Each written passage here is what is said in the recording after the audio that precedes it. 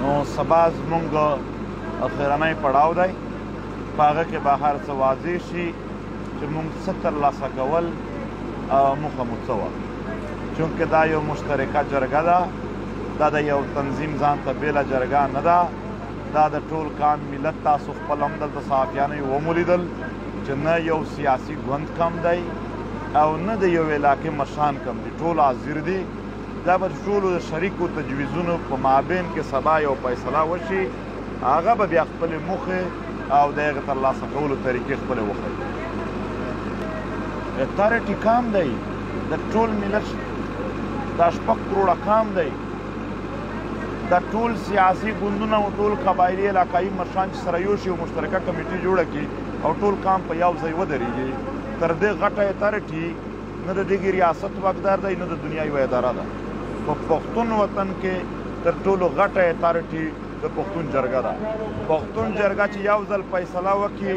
چې د ټولې دنیا طاقت سره جمع کړي هم بیا به بدله نه کړي دا تور نه دی دا سپین حقیقت دی ټول عمر یې ترهاګري کړې ده ټول عمر یې د ترهاګر ساتنې کړې دي ترهاګر ټول تنظیمونه دوی جوړ کړي دي زه ثبوت لرمه په دې خاوره دا پالیسیانې دوی راوړي دي د ډالرو او پراکسي جنګونه یې په دې خاوره کړي دي دا هیڅ دې ته که څوک تور یا الزام وایي غلطه ده یا دې ته څوک دا وایي چې دا د مخدا حقایق دي دا نه مخالفت دی نه تورونه دي نه الزام دي البته زه د دې کې هر څه مخه نیول غواړم ځوانانو مشران سره یې شوي دي انشاءالله چې دا مونږ یو سر ته رسوو دغه ترهګري دا شی به بند کوو سبا به وکتل شي که چیرې د کام زما یقین دی چې انشاءالله د کام مفادات به وپالي ځکه هم چې دا دلته یوازې د یو ګوند مسله نه ده د ټولو او بیا د ګوندونو چې کوم ورکر دی هغه خپل هم نور د حالاتو نه تنګ دی بیا دلته د هرې ضلع قبایلي علاقایي مشران ناست دي نو زما یقین دی چې هر څه قدم اخیسته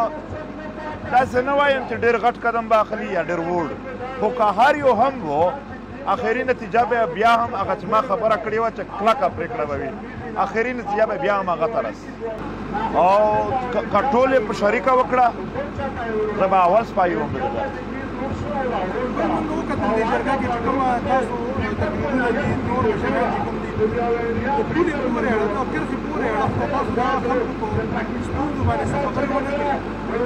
چونکې دا جرګه د کوز وطن د پښتونخوا راغلی ده او د هغې وطن هم ټول مسایل د دغې ځای د وجې دي د هغې وطن ټول جنګونه ټول فسادونه د دې پښتونخوا خاورې نه پاکستاني اسټبلیشمنټ ورنبسي چې دا ځای ټیک شو دا ځای پښتنو راونیوه دا ځای خپل که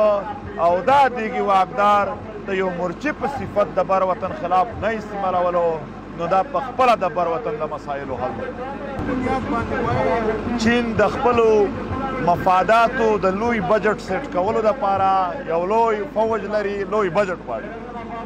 مشرق وسطا او نورو ځایونو سره کاروبار وسیع کولو دپاره سیپیک جوړوي 6.5 سوه لګبګ ارب ډالر بلیون ډالر دا د ګټه راځي د یو کال که کامیاب شي او که د دنیا دومره لوی کاروبار د امریکې نه کټ شي او چین ته لاړ شي نو دا په ډېره غټه مقابله راځي دا سیپیک کامیابول دا د چین مفادات دي سیپیک ناکامول دا د امریکې مفادات دي د پاکستان واکدار هغه د ترهګرۍ په روزنو جوړولو باندې د امریکې نه ډالرې اخلي او بیا په مړولو باندې د چین نه اخلي یوه ته وایي چې وګوره جوړ مې کړل که دا نه وای جوړ سیپیک به چا خرابولی بل ته وایي چې وګوره په 5 کې مې 2 مړه کړل که ما نه وای مړه کړي ستا سیپیک به چا بچ کولی ځکه نن د پښتون وطن 3 ضلعې ژوب بیایي خان لکي مروت ټارګټ دي چې دا 3 وړه د سیپیک سره ټچ دي